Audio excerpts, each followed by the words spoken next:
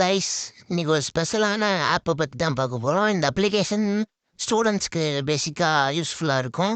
அதாவது 12th 11th படிக்கிறவங்களுக்கு மோஸ்ட்டாக யூஸ்ஃபுல்லாக இருக்கும்.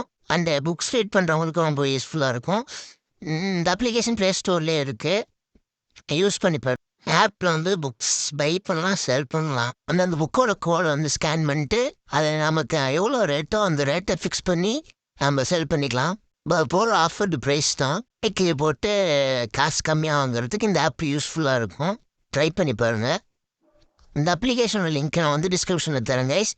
இது மாதிரி நிறைய ஆப்ஸை பற்றி தெரிஞ்சுக்கணும். நம்ம யூடியூப் சேனலில் சப்ஸ்கிரைப் பண்ணிக்கோங்க. பாய்.